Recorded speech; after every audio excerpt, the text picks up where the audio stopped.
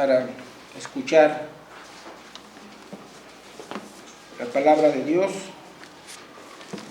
Ahora vayamos a la lectio divina, la lectura de la lectio divina en el libro del Evangelio según San Mateo. Vamos a dar todos en pie para dar lectura en el capítulo 16 al versículo del 13 al 28.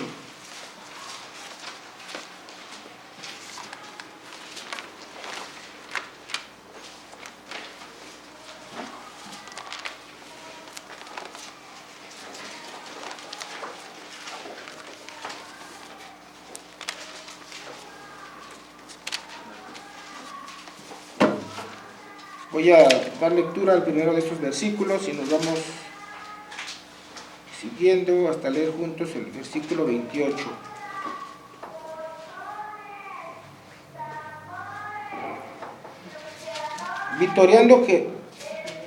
Viniendo Jesús a la región de Cesarea de Filipo, preguntó a sus discípulos diciendo: ¿quién dicen los hombres que es el Hijo del Hombre? Ellos dijeron, unos Juan el Bautista, otros Elías, y otros Jeremías o algunos de los profetas. Él les dijo: ¿y vosotros quién decís que sois? Respondiendo Simón Pedro dijo, tú eres el Cristo, el Hijo del Dios viviente. Entonces le respondió Jesús: bienaventurado eres, Simón, hijo de Jonás, porque no te lo reveló carne ni sangre, sino mi Padre que está en los cielos. Y yo también te digo que tú eres Pedro, y sobre esta roca edificaré mi iglesia, y las puertas del Hades no prevalecerán contra ella. Y a ti te daré las llaves del reino de los cielos, y todo lo que atares en la tierra será atado en los cielos, y todo lo que desatares en la tierra será desatado en los cielos. Entonces mandó a sus discípulos que a nadie dijesen que él era Jesús el Cristo. Desde entonces comenzó Jesús a declarar a sus discípulos que le era necesario ir a Jerusalén y padecer mucho de los ancianos, de los principales sacerdotes y de los escribas, y ser muerto y resucitar al tercer día. Entonces Pedro, tomándolo aparte, comenzó a reconvenirle diciendo: Señor, ten compasión de ti, en ninguna manera esto te acontezca. Pero él, volviéndose, dijo a Pedro: quítate delante de mí, Satanás. Me eres tropiezo, porque no pones la mira en las cosas de Dios, sino las de los hombres. Entonces Jesús dijo a sus discípulos: si alguno quiere venir en pos de mí, niéguese a sí mismo y tome su cruz y sígame. Porque todo el que quiera salvar su vida, la perderá, y todo el que pierda su vida por mí, la hallará.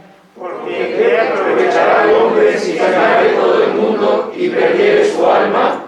¿O qué recompensa dará el hombre por su alma? Porque el Hijo del Hombre vendrá en la gloria de su Padre con sus ángeles, y entonces pagará a cada uno conforme a sus obras. De cierto os digo que hay algunos de los que están aquí que no gustarán la muerte hasta que hayan visto al Hijo del Hombre viniendo en su reino. Amén.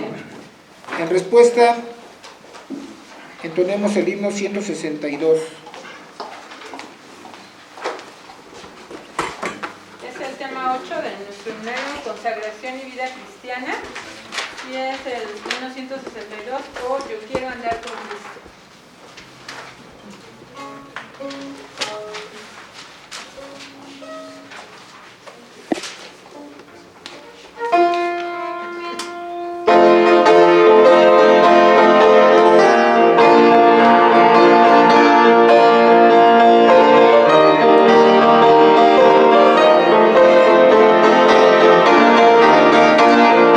Quiero andar con Cristo, quiero vivir sus puertas.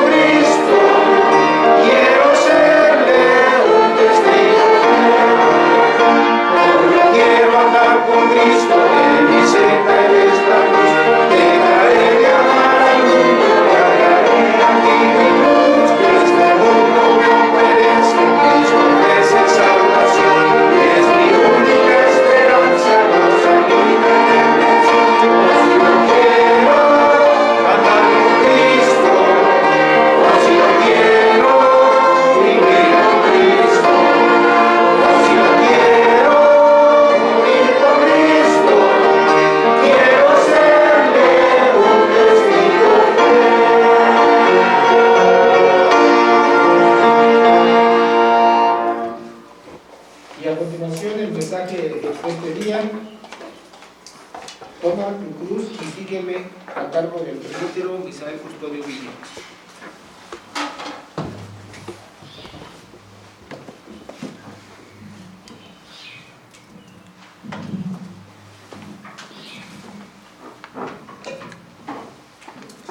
Les invito, hermanos, a buscar la palabra de nuestro Señor en el pasaje que encontramos en el Evangelio de Lucas.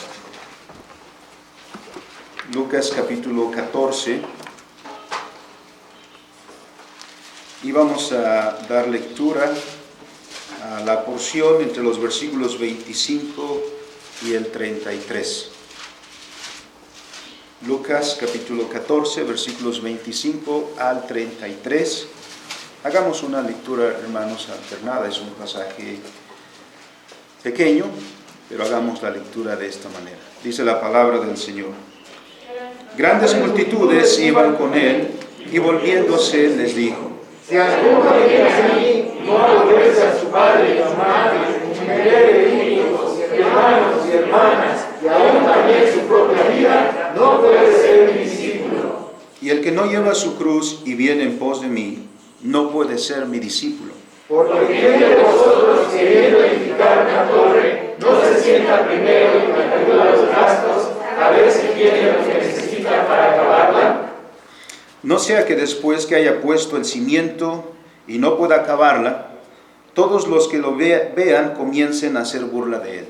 Diciendo, este hombre comenzó a edificar y no pudo acabar. ¿O qué rey, al marchar a la guerra contra otro rey, no se sienta primero y considera si puede hacer frente con 10,000 al que viene contra él con 20,000? Y si no puede, cuando el otro está todavía lejos, le envía una embajada y le pide condiciones de paz. Así pues, cualquiera de vosotros que no renuncie a todo lo que posee, no puede ser mi discípulo. Amén. Bendito y soberano Señor, habiendo leído la palabra tuya, esta palabra que ha sido escrita para nosotros, para que la tengamos presente, para que podamos conocer tu voluntad. Ahora que hemos leído, Señor, te rogamos que tu Espíritu Santo nos dé entendimiento respecto de esta tu palabra y tengamos regocijo, Señor, de conocer tu voluntad para nosotros. Te lo pedimos así en el nombre de Cristo Jesús, nuestro Señor. Amén. Amén. Tomen sus lugares, amados hermanos. Estamos por la gracia de Dios en la época de la Cuaresma y este es el cuarto domingo de Cuaresma. Y a partir del domingo pasado y concluyendo Dios mediante el próximo domingo, estamos meditando sobre la vida cristiana. 3 cosas nos han ocupado en esta época de preparación para la conmemoración del sacrificio de nuestro Señor Jesucristo en la cruz. Y el primero ha sido meditar en el amor de Dios para con nosotros. Cuán grande ha sido el amor de Dios para con nosotros. En segundo lugar, hemos meditado sobre el pecado y nuestra miseria, considerándonos a nosotros mismos y lo que la Escritura nos enseña, para que entendamos nuestra circunstancia, nuestra situación y vengamos a Cristo Jesús, que es nuestro Salvador, nuestro Redentor. Y en tercer lugar, meditamos en la vida cristiana, en lo que es la vida cristiana. De manera que nosotros que nos decimos cristianos, vivamos de verdad la vida que nuestro Señor quiere que vivamos. Porque ocurre mucho que cada uno tiene una concepción de lo que significa ser cristiano. Pero eso está lejos de lo que dice la Escritura. La Biblia nos enseña correctamente lo que es la vida cristiana. Y nosotros debemos aprender de esa palabra del Señor de qué manera debemos caminar en nuestra vida diaria. En esta ocasión, hermanos, leemos estos dos pasajes. Podríamos sumar lo que dice el Evangelio de Marcos también a este respecto. Pero en todos estos pasajes encontramos esta frase. Y voy a referirme a Mateo capítulo 16, versículo 24 particularmente. Dice la palabra: si alguno quiere venir en pos de mí, niéguese a sí mismo y tome su cruz y sígame. Por la palabra de Dios miramos que durante el ministerio de nuestro Señor Jesucristo en Palestina, mucha gente le siguió. Multitudes se arremolinaron en torno de nuestro Señor Jesucristo. Los evangelios nos mencionan por lo menos dos ocasiones en que se reunió una multitud para escuchar a nuestro Señor. Estas dos ocasiones a las que hago referencia, la primera de ellas es cuando el Señor, reunida una multitud de 4,000 personas, el Señor obró un milagro para dar de comer a esas 4,000 personas que se habían reunido en torno de Él. En otra ocasión, fueron 5,000, dice Lucas capítulo 9 y Juan capítulo 6. En esa ocasión se reunieron también 5,000 personas y la misma situación se dio. El tiempo ya era tarde. El Señor dijo a los discípulos: denle de comer a esta gente. Bueno, no habían llevado alimento. Había unos cuantos panes, unos cuantos peces. El Señor obró el milagro para dar de comer a estas 5,000 personas. Así que las multitudes se arremolinaban en torno del Señor Jesucristo. Venían personas de diferentes lugares. Dejaban sus pueblos, dejaban sus hogares y venían a donde estaba el Señor Jesucristo para escucharlo, para verlo. En esta ocasión que el Señor obró este milagro para dar de comer a 5,000 personas, el apóstol Juan nos dice que al día siguiente de este acontecimiento, los que habían comido los panes y los peces que el Señor multiplicó, a esa mañana buscaron al Señor Jesucristo y no lo encontraron. Por ahí escucharon que el Señor se había trasladado a otro lugar. Cuando supieron hacia dónde, no sé si toda la multitud de los 5,000 o la mayoría de ellos, pero dice el texto que los que habían comido de estos panes y de estos peces, nos dice el Evangelio de Lucas, es Juan, el Evangelio de Juan capítulo 6, versículo 24, cuando vio pues la gente que Jesús no estaba ahí, ni sus discípulos, entraron en las barcas y fueron a Capernaum buscando a Jesús. Cuando llegaron a donde estaba el Señor los confrontó. Miren, habían recorrido toda esta distancia para venir a donde estaba el Señor Jesús. El Señor les dice: me buscáis, no porque habéis visto las señales, sino porque comisteis el pan y os saciasteis. Yo creo que ya iban por el desayuno, ¿no? Habían comido el día anterior, pues ahora también tenían ya apetito en este nuevo día. Y bueno, vamos a ver qué el Señor tiene para nosotros.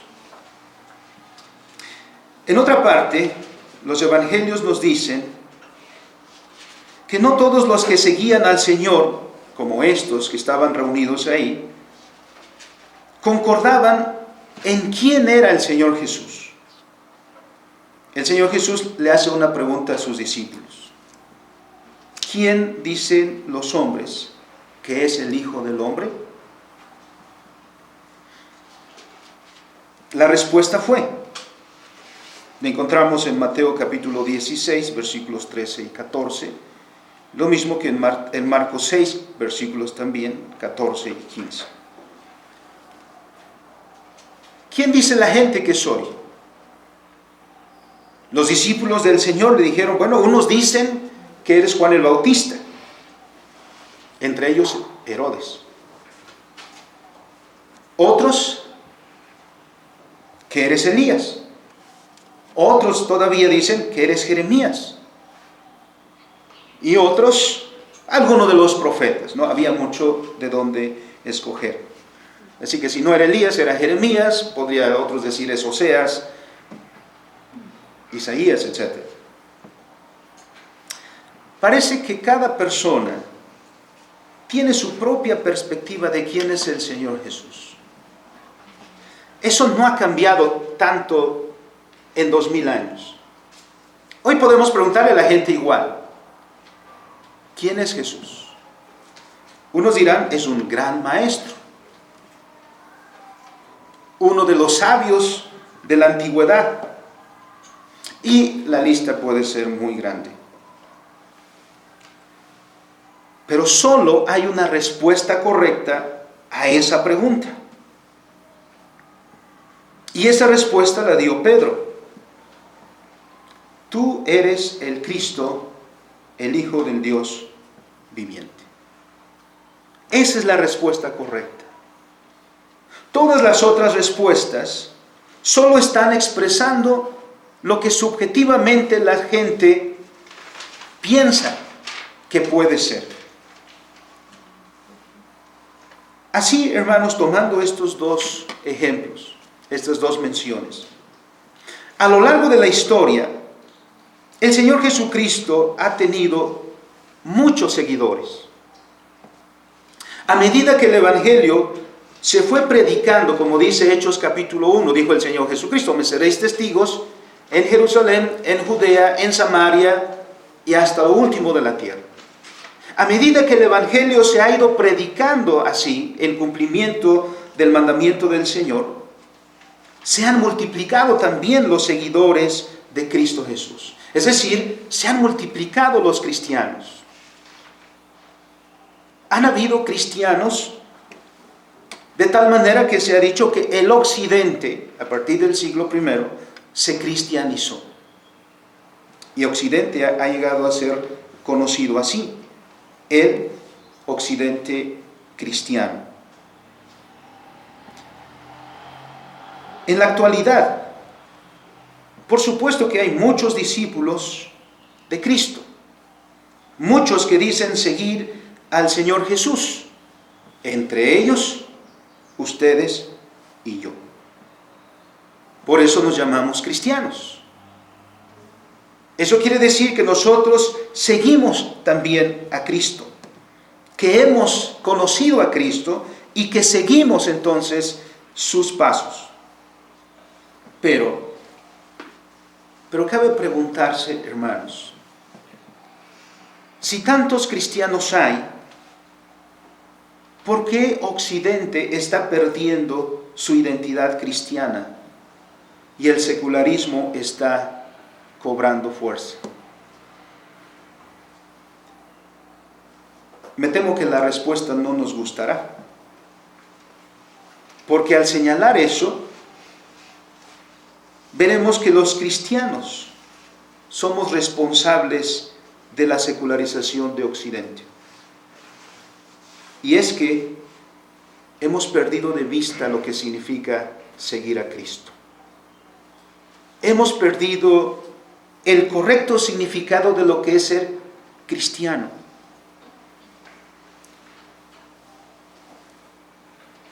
No tenemos una clara comprensión de lo que significa ser discípulo de Cristo, de lo que significa seguir a Cristo. ¿Acaso muchos siguen a Jesús solo porque comieron pan? No por las señales, sino porque comieron pan y se saciaron. Otros siguen a Jesús no por lo que verdaderamente es el Señor Jesús, sino porque cada uno tiene su propia perspectiva de quién es Jesús.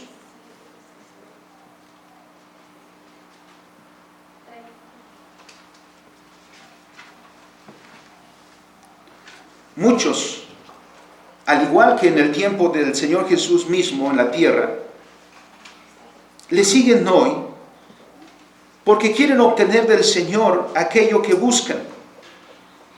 No tanto para aprender y seguir al Señor por lo que el Señor dice. Siguen al Señor porque quieren obtener riquezas, y el medio para obtener riquezas es Dios. Quieren éxito y piensan que el medio para tener éxito es Dios.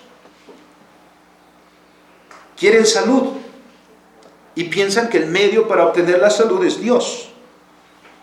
Es decir, la gente viene a Dios para obtener lo que busca. Una ocasión nos visitó un señor que nunca había visto, y tampoco era alguien que viviera cerca de la iglesia donde estábamos. Pero la gente le dijo, igual que por aquí, cuando hay personas que andan buscando ayuda, pues por aquí los vecinos le dicen, vaya ahí, porque ahí sí le van a orar, o van a orar por usted, no por lo menos. Entonces llegó esta persona y me encuentra en la puerta de la iglesia y me dice, ¿usted es el pastor? Le digo, sí, para servirle. Dice, fíjese que tengo muchos problemas, entre otros es que casi me estoy divorciando, mi matrimonio va muy mal. Y ya he buscado aquí y ya he buscado allá y ninguna solución tengo. Quiero que le ore a su Dios para que se solucione mi problema. Así lo digo, que quiero que ore a su Dios. Buscaba a Dios porque necesitaba que un problema se le solucionara. Pensé, si no tuviera problemas, no vendría. Si no tuviera problemas, no estaría buscando a Dios. Y mucha gente parece que es de esa manera que va a Dios. No porque verdaderamente le interese conocer a Dios, su voluntad, vivir de acuerdo a su palabra, sino creer en Dios para obtener lo que yo quiero. Por eso es que creo que el Evangelio de la Prosperidad ha tenido tanto crecimiento. Porque quienes predican el Evangelio de la Prosperidad están predicando a un Dios que se va a poner al servicio tuyo para darte lo que tú quieres. Y no te llaman al servicio a ti, a Dios. Creer en Cristo no es porque busquen rendirse a Él, sino porque egoístamente buscan aquello que quieren. Por eso, hermanos, en esta época y en este día particularmente, quiero llevarles a la meditación de lo que significa la vida cristiana. En esta manera que nuestro Señor Jesucristo mismo la dice. Es tiempo pues de preguntarnos. Y te pregunto a ti, ¿quién es Cristo para ti? A ti que te dices cristiano. ¿Quién es Cristo para ti? ¿Por qué estás aquí? ¿Comiste pan y te saciaste? ¿O tienes tu propio concepto de quién es Dios o Cristo? Porque podemos hacer la misma pregunta. El Señor Jesucristo, después de preguntar quién dice la gente que soy yo, dijo directamente a los discípulos, ¿y ustedes? ¿Ustedes quién dicen que soy yo? ¿Quién dices tú que es el Señor? ¿Quieres ser verdaderamente discípulo del Señor Jesús? Porque si quieres realmente ser discípulo del Señor Jesús, entonces, ¿estás dispuesto a asumir el costo de eso? ¿Qué costo tiene? Hemos entonado un precioso himno. Oh, yo quiero andar con Cristo. Y se oye precioso. Yo quiero andar con Cristo. Yo quiero vivir con Cristo. Yo quiero morir con Cristo. Lo que expresamos en este himno es un sentimiento precioso. Y es esto lo que todo verdadero cristiano debe expresar. Por lo tanto, veamos qué implicaciones tiene ser discípulo de Cristo, ser cristiano en una época como la nuestra. ¿Por qué? Porque el verdadero discípulo es aquel que toma su cruz para seguir a Cristo. Cuando nuestro Señor Jesucristo habló con sus discípulos, les hizo precisamente esta mención, esta exigencia. Dice el Evangelio de Lucas, capítulo 14, versículo 26. Si alguno viene en pos de mí y no aborrece a su padre y a su madre y mujer e hijos y hermanos y hermanas, y aún también su propia vida, no puede ser mi discípulo. Y el que no lleva su cruz y viene en pos de mí, no puede ser mi discípulo. Para ser discípulo del Señor Jesús, primero, debe poner la mira en las cosas de Dios.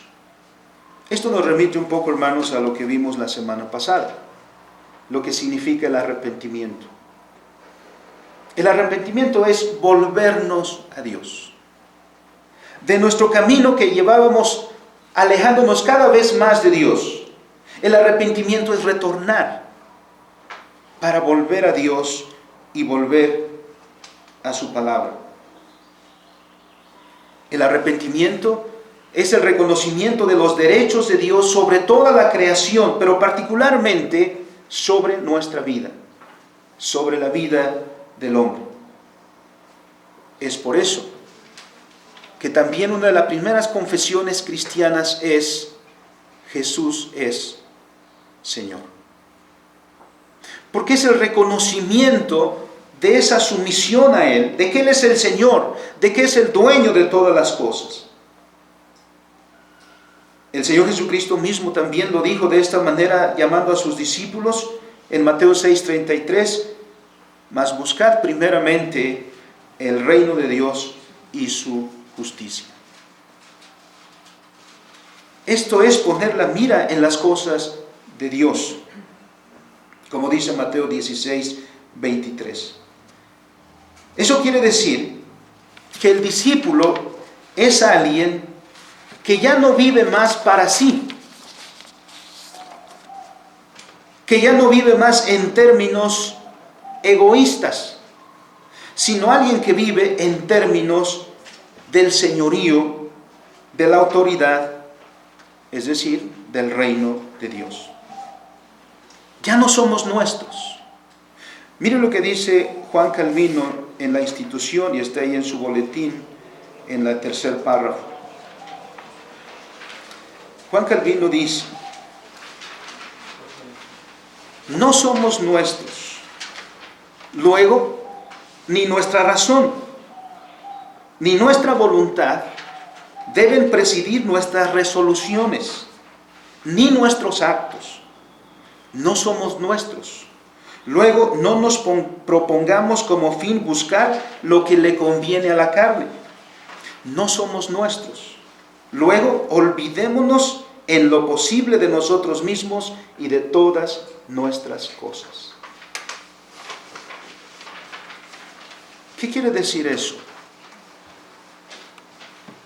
Dice el texto: el que no aborreciere a su padre, a su madre y a su mujer. Parece eso muy terrible, ¿no? ¿Es que acaso el Señor está diciendo, bueno, desháganse los matrimonios, desháganse las familias, etcétera?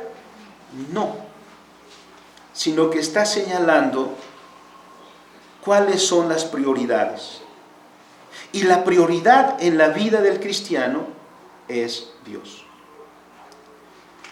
Todos tenemos a alguien en el centro de nuestra vida, y partiendo de eso, todas las demás cosas se van ordenando. Alguien puede tener en el centro de su vida, como veremos más adelante, las riquezas. Si la meta de su vida es hacerse rico, entonces todas las demás cosas van ocupando un lugar secundario. A lo mejor con ese propósito decide no casarse. Eso es secundario. Lo primario es hacerse rico.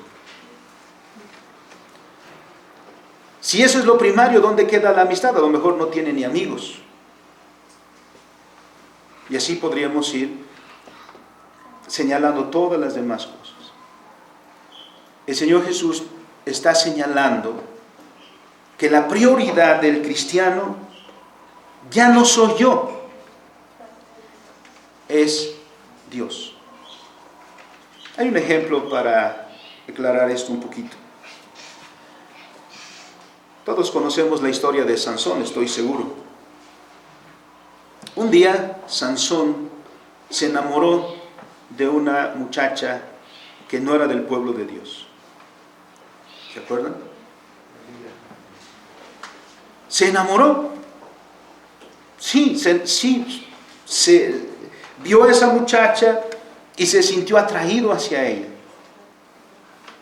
Fue a sus padres y le dijo a sus padres, ¿saben qué? Hoy conocí a una muchacha que es, bueno, los enamorados dicen todas las virtudes, no ven los defectos, pero todas las virtudes dicen, ¿no?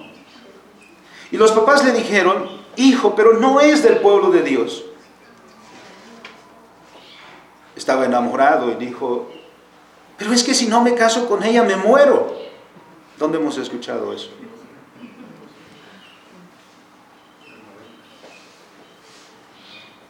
Y lo cito porque lo que Sansón estaba diciendo y haciendo, podemos entenderlo en este contexto.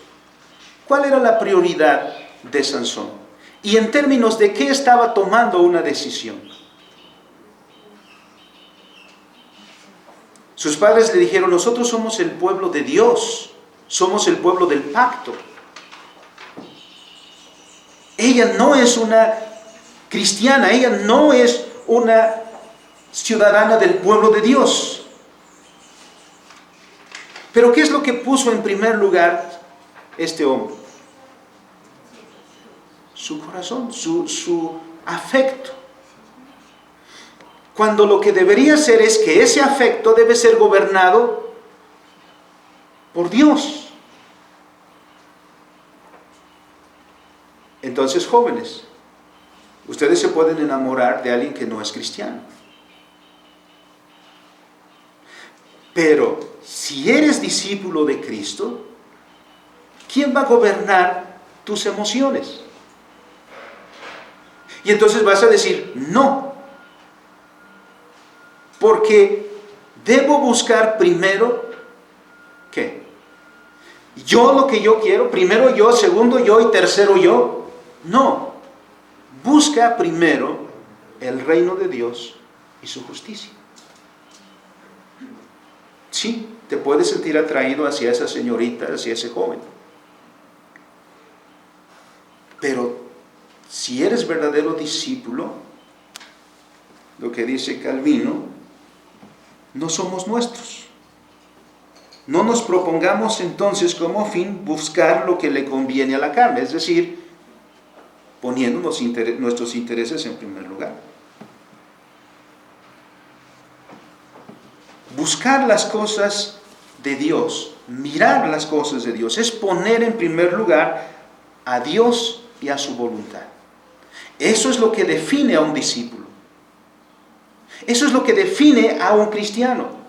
Eso es lo que define a alguien que dice, yo sigo a Jesús. ¿Saben qué? porque eso va a tener un costo, y un costo altísimo. El Señor les dio a conocer a los discípulos que se iban a encaminar a Jerusalén, y les dijo que ahí Él iba a morir. ¿Qué hizo Pedro?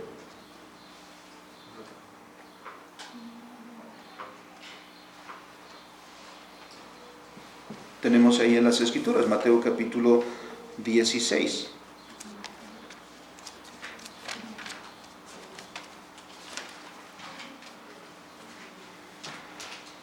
Versículo 23.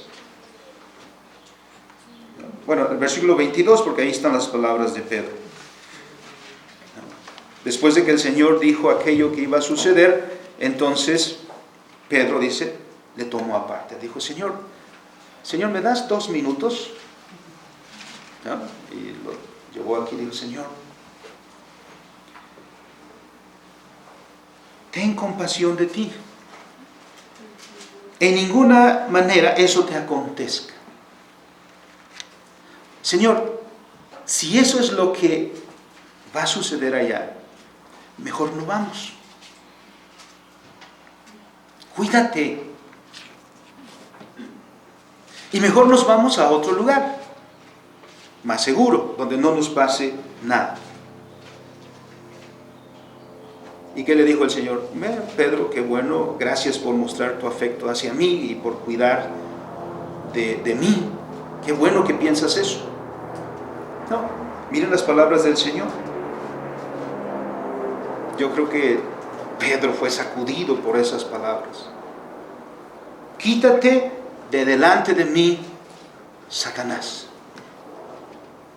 ¿Por qué lo reprende tan duramente? Porque las palabras de Pedro, aunque pueden estar motivadas por un buen sentimiento hacia el Señor Jesús, de no querer que le pase nada,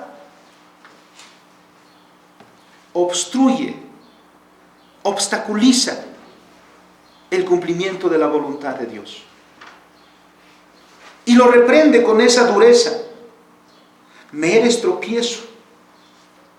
Es decir, en lugar de decir, sí, cumplamos la voluntad de Dios, si eso es lo que Dios quiere, dice, no, Señor, vayamos a otro lugar. Me eres tropiezo porque no pones la mira en las cosas de Dios, sino en la de los hombres. Lo que Pedro estaba sugiriendo es ir en contra de la voluntad de Dios. Mi hermano, ¿cuántas veces has sido tú en contra de la voluntad de Dios?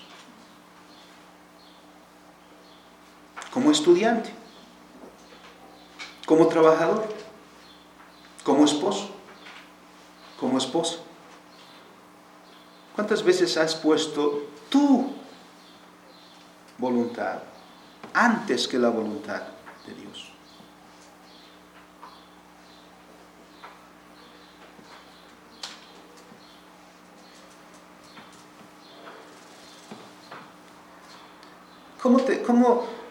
¿Cómo te reprenderá el Señor? ¿Quieres que te reprenda así? ¿Quieres que te diga, puesto que me eres tropiezo, puesto que eres tropiezo a la voluntad de Dios? ¿Quieres que te reprenda como reprendió a Pedro?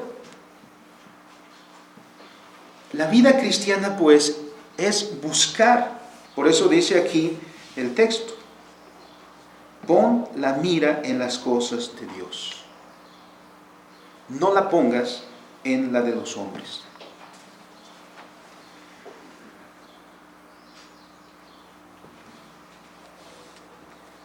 ¿Qué gobierna, hermano, lo que tú haces? ¿Qué gobierna lo que tú piensas, lo que tú llevas a cabo todos los días? Dios nos llama a ser sus discípulos. Dios nos llama a seguirle. Dios nos llama a vivir en concordancia con su voluntad. No de manera egoísta, colocando en primer lugar nuestros propios intereses, porque a veces podemos vivir así. Son nuestros propios intereses los que gobiernan todas nuestras acciones en todos los aspectos de nuestra vida.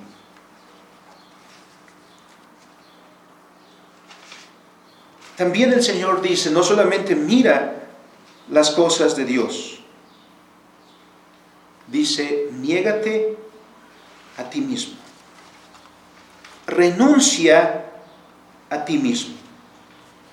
El apóstol Pablo escribió a los Gálatas en el capítulo 2, versículo 20. Miren lo que sucede con el cristiano. Por favor, alguien que lo lea para que se despierte.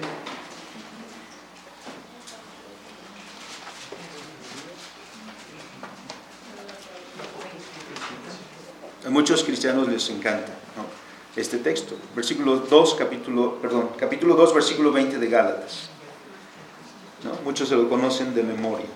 Con Cristo estoy juntamente crucificado, y ya no vivo yo, mas vive Cristo en mí. Y lo que ahora vivo en la carne, lo vivo en la fe del Hijo de Dios, el cual me amó y se entregó a sí mismo por mí. Poner la mira en las cosas de Dios implica negarse a sí mismo. Y este versículo describe muy bien esto. Pablo dice, con Cristo estoy juntamente crucificado. Ya no vivo yo, mas Cristo vive en mí. Escribiendo la carta a los Filipenses, ¿quién ha leído esa carta a los Filipenses y del testimonio que da el apóstol Pablo? ¿Alguien tiene de qué gloriarse en cuanto a la carne? Pablo dice, yo más.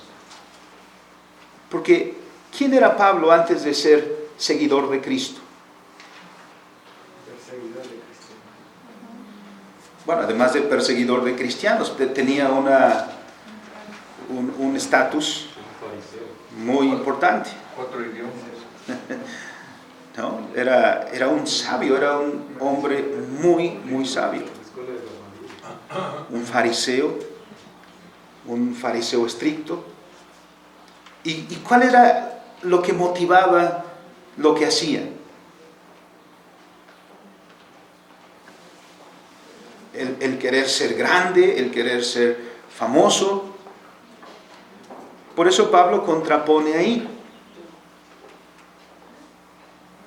Pero dice, todo lo que antes buscaba, todo lo que antes era el objetivo de mi vida, ¿ahora qué?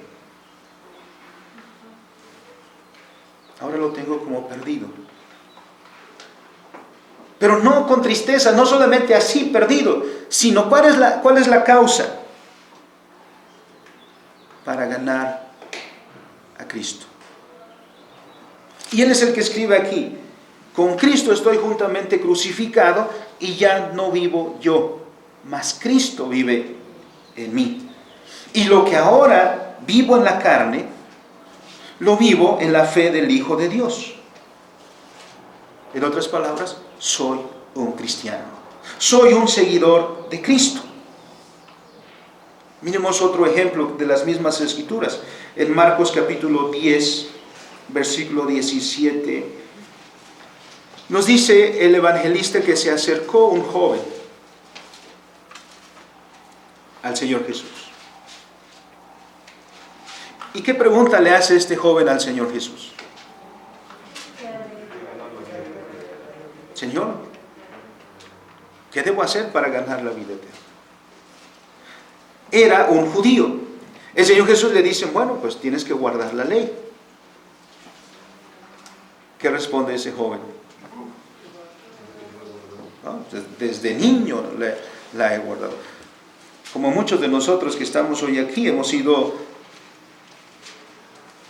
cristianos de cuna evangélica, hemos nacido en familias cristianas, así que podríamos decir, como ese joven también, bueno, pues todo eso me lo sé desde que soy niño. Pero dijo el Señor, algo te falta. Algo te falta. ¿Qué le faltaba? Todo lo que gracias a los pobres. confiar en Dios y no en la riqueza. No es un llamado para nosotros, hermanos, que hemos nacido en cuna evangélica, que probablemente damos por hecho que somos cristianos.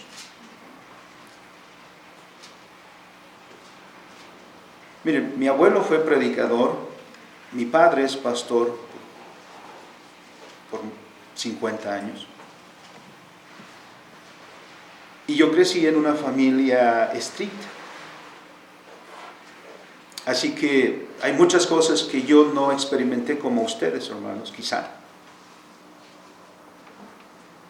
Yo desde niño aprendí los cantos cristianos, escuché los versículos cristianos, los memoricé. Como hijo de pastor no podía faltar a la escuela dominical. Y tenía que memorizar los textos y participar, porque si no participaba, decían, ¿y eso qué es el hijo del pastor?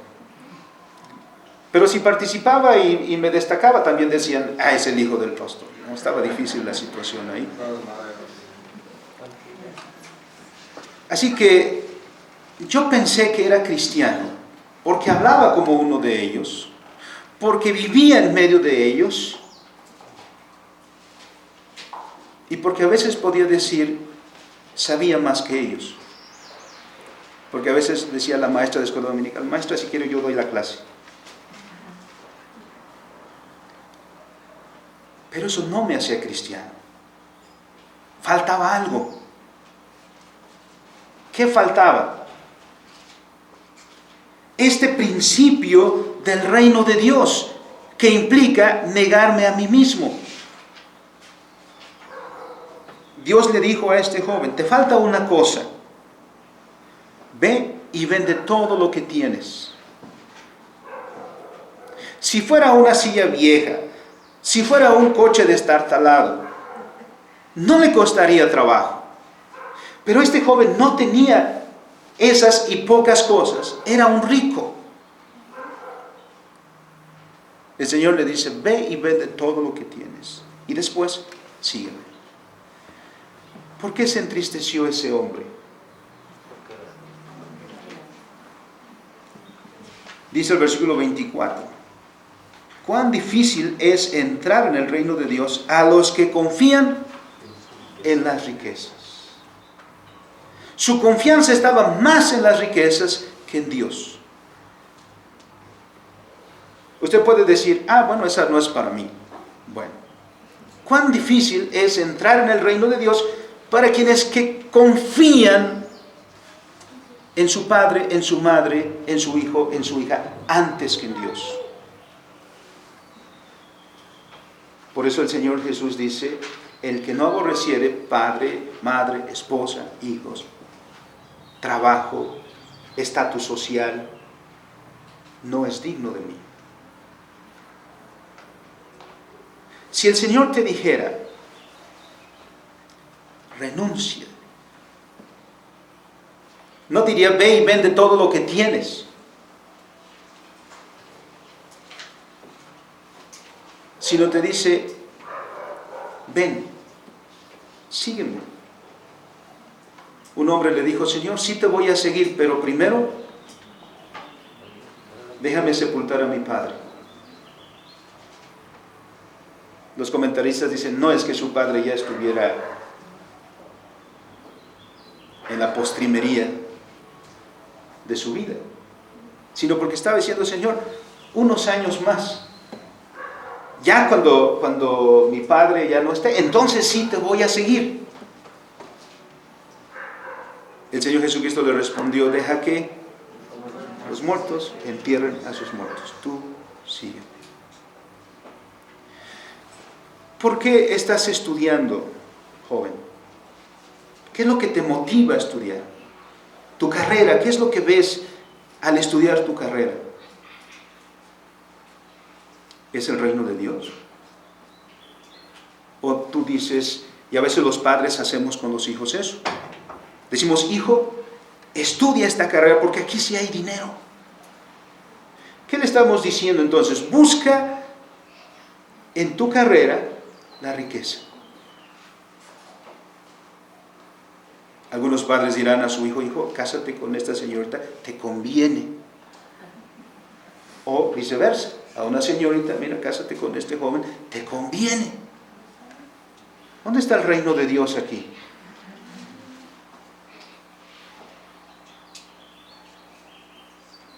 No estamos actuando correctamente. Ahora, ¿qué si el Señor te dice,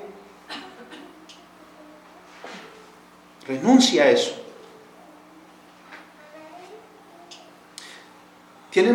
¿Recuerdan, hermanos, lo que sucedió en tiempos de Nehemías? Miren, sucedió algo que tuvo que tener una resolución drástica. En el tiempo de Nehemías, de Esdras, se encontró que muchos hombres del pueblo de Dios se habían casado con mujeres paganas y tuvieron hijos. Cuando se dieron cuenta y el Señor los llamó a la obediencia, ¿qué tuvieron que hacer aquellos hombres? ¿Se acuerdan? ¿Eso habría sido algo fácil, sencillo? No. ¿Quién abandona así a su esposa o a sus hijos? Pero tenían que reconocer que aquella decisión que habían tomado antes era en contra de la voluntad de Dios.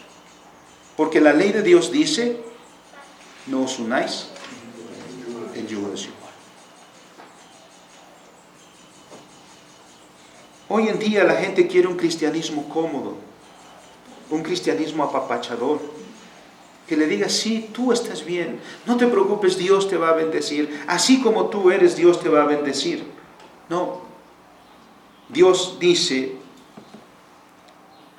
renuncia a ti mismo, busca primero el reino de Dios, sí, sígueme.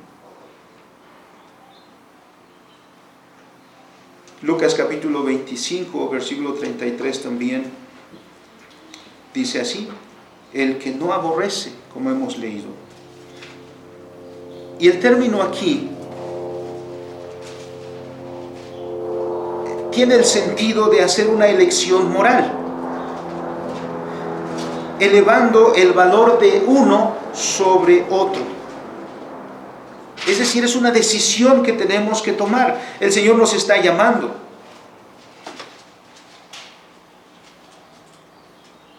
No está diciendo que los matrimonios se deshagan o las familias, sino está llamando a que tomemos esa decisión clara de poner en primer lugar a Dios y luego a todas las demás cosas.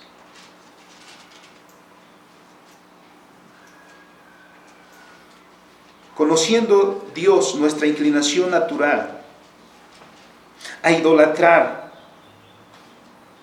o poner en primer lugar todas las cosas, la riqueza, la familia, el esposo, la esposa, el trabajo y otras muchas cosas, quiere dar a entendernos aquí que esas cosas las veamos como la añadidura que viene de Dios,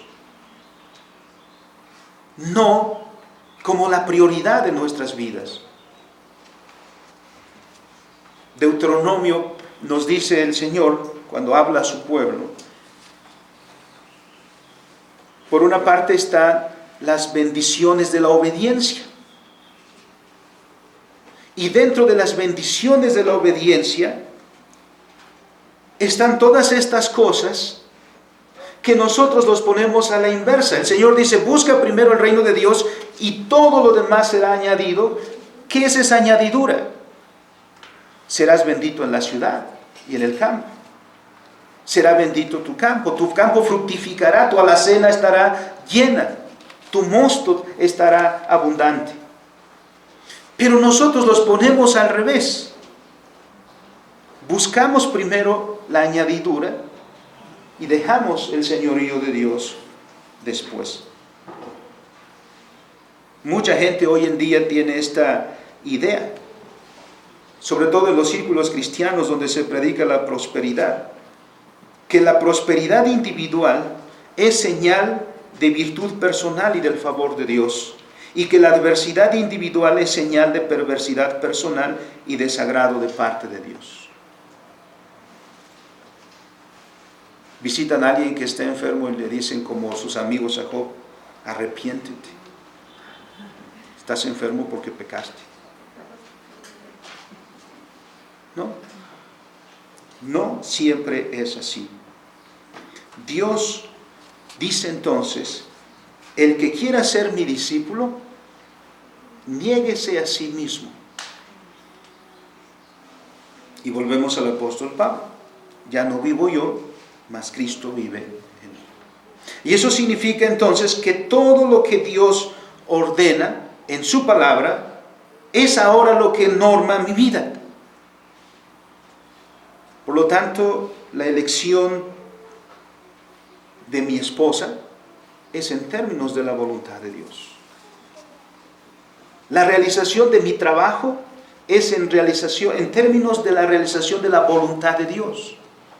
De mi familia, de mi vida en su totalidad, es en términos de el reino de Dios. Pero dice el Señor también, además de poner la mira en las cosas de Dios, además, en segundo lugar hemos dicho, de negarse a sí mismo, dice el Señor: toma tu cruz. ¿Por qué dice esto? ¿Por qué cargar nuestra cruz? La cruz, hermanos, simboliza el sufrimiento que el creyente asume como verdadero discípulo de Cristo. La cruz, así como lo fue para nuestro Señor Jesucristo, sufrimiento para redención, para el creyente significa dolor, humillación y sufrimiento. No el sufrimiento en general. Todas las personas sufrimos. Todas las personas padecemos enfermedades y adversidades de todo tipo.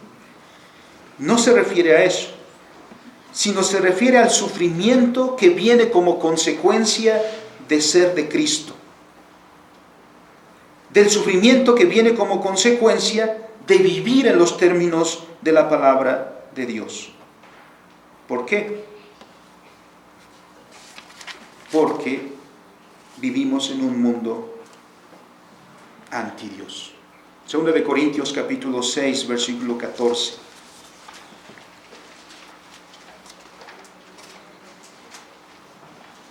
El Señor ha introducido la antítesis.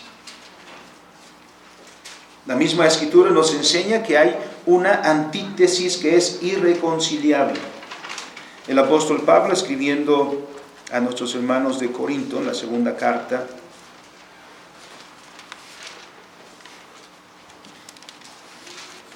capítulo 6, versículo 14, esto es muy conocido.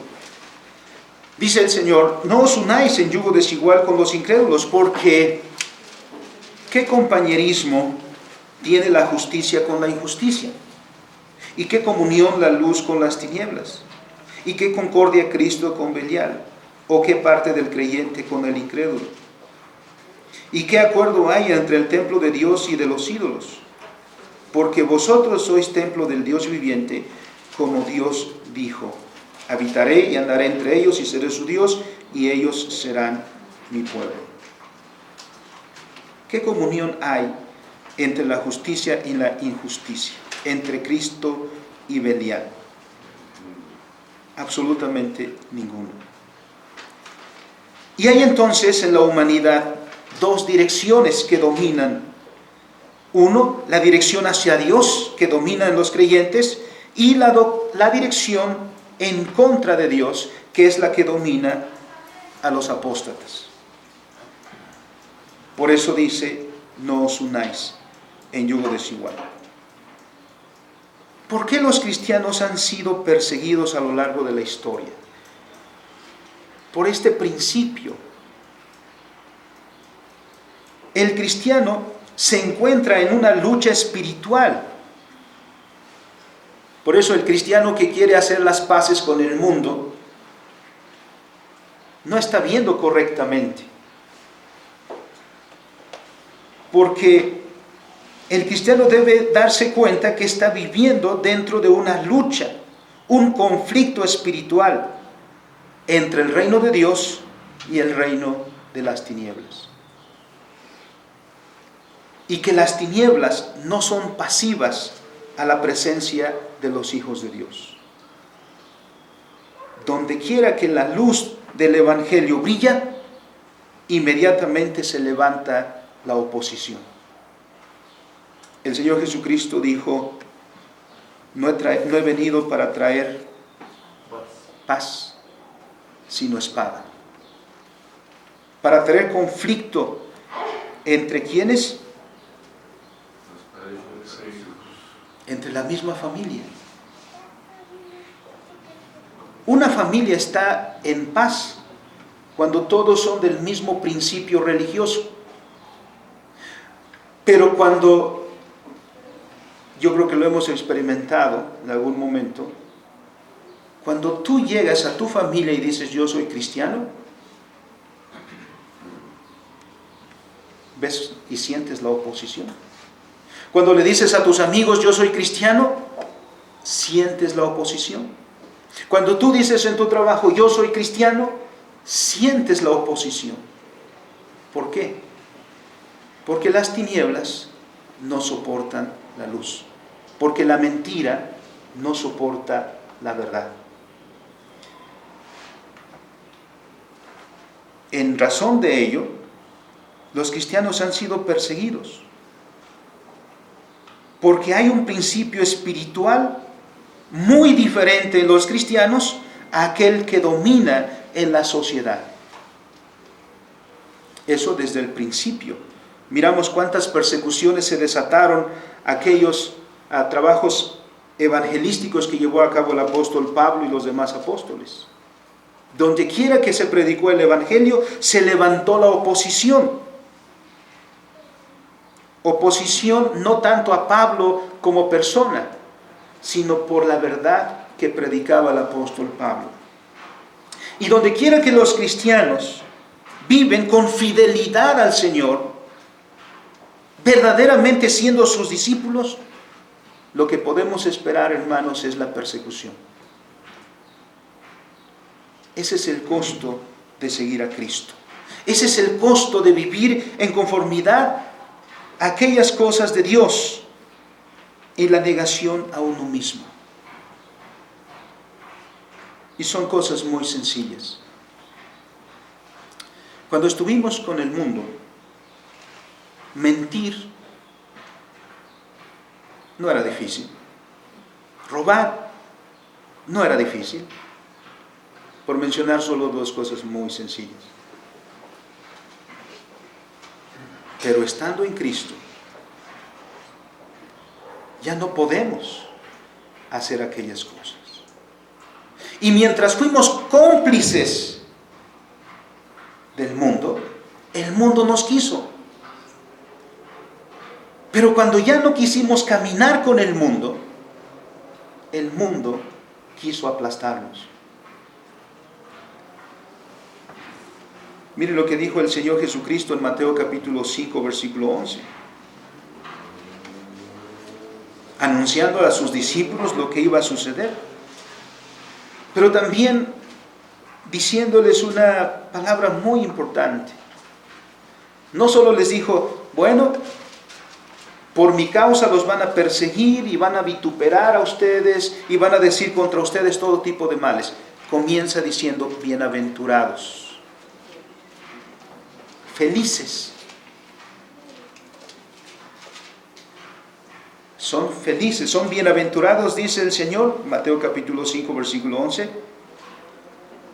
cuando por mi causa, fíjense, por ser discípulo de Dios, de Cristo, bienaventurados sois cuando por mi causa os vituperen y os persigan y digan con toda clase de mal contra vosotros, mintiendo.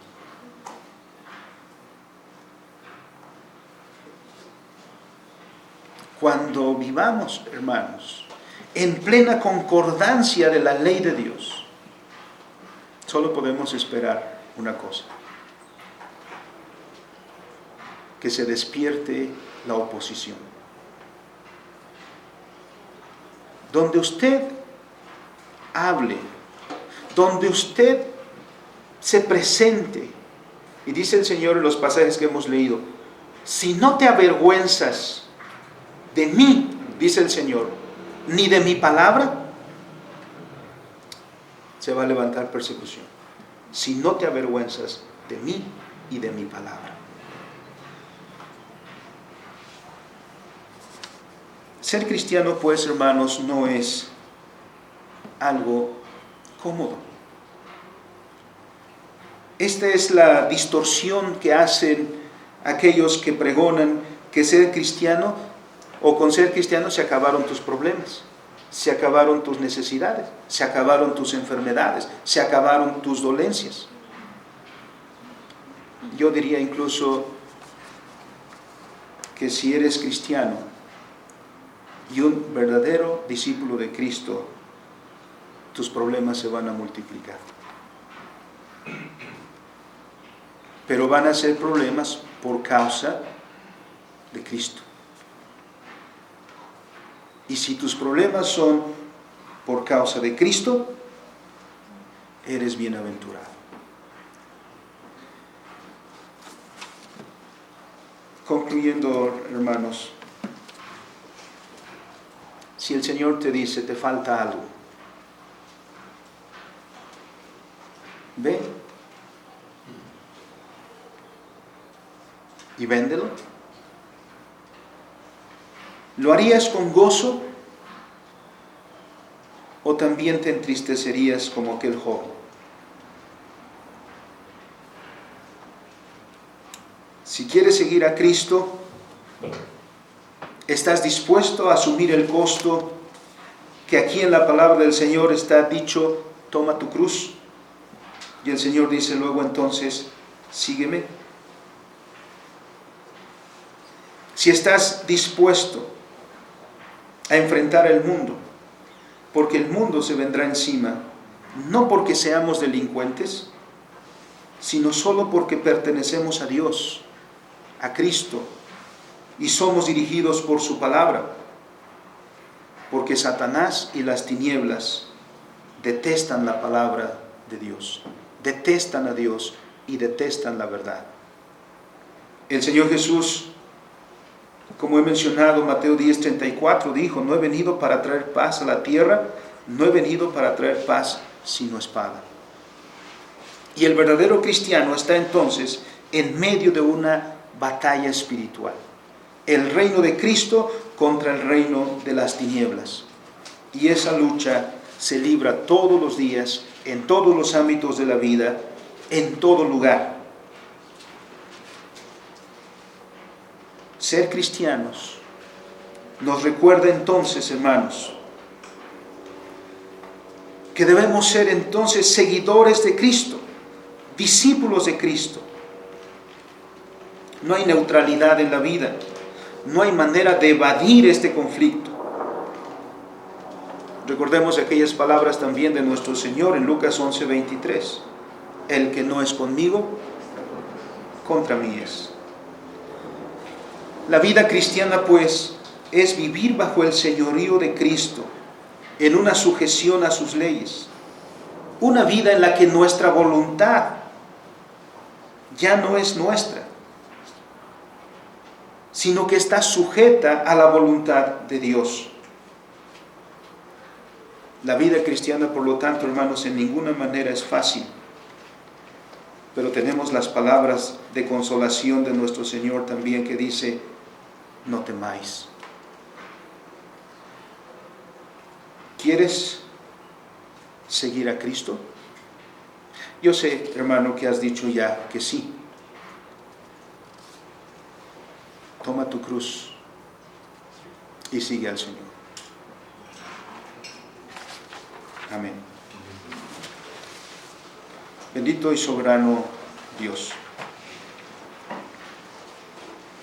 Tú conoces a cada uno de tus hijos. Conoces cada aspecto de la vida de tus hijos. conoces los corazones, conoces los conflictos nuestros.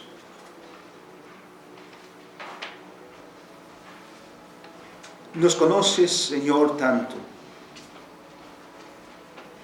que nos conoces mucho mejor de lo que nosotros mismos nos conocemos. Por lo tanto, Padre, ¿qué hemos de esconder? En nuestra vida hemos dicho, Señor, que te seguiremos.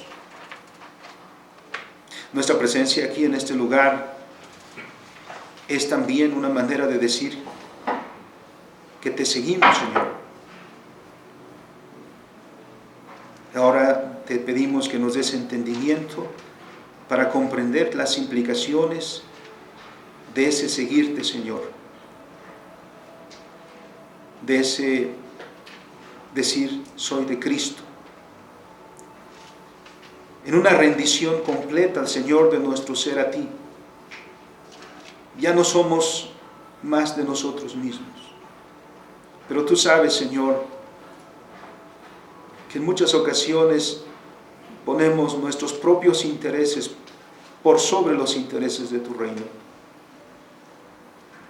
Danos el entender, Padre, para que en sea lo que sea, los intereses tuyos, los intereses de tu reino, estén por sobre todo otro interés. Que busquemos primero tu reino.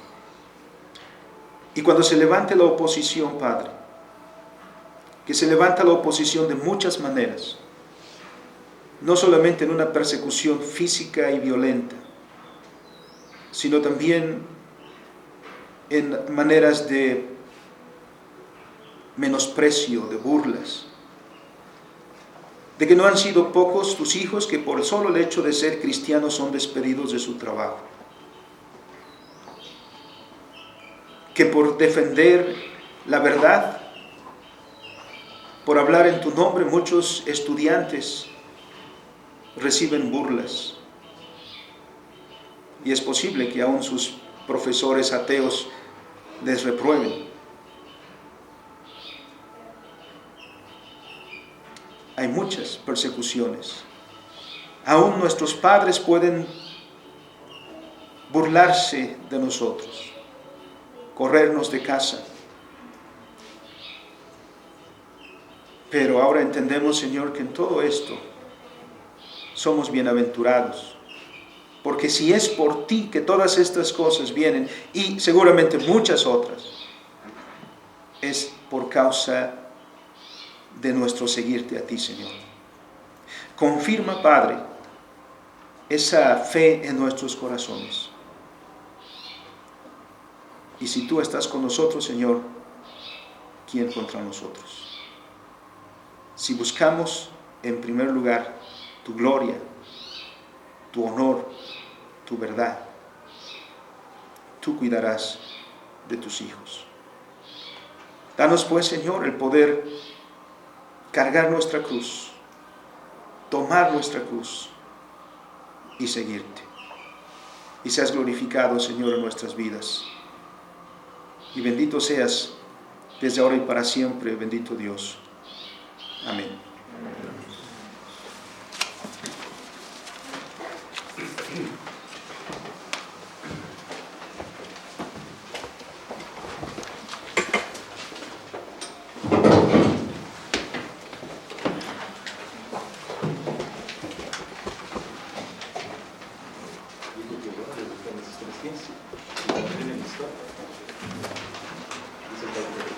Gracias a Dios por su palabra que ha sido republicada. Vamos a ponernos en pie para responder nuevamente con un himno. Es el himno 183.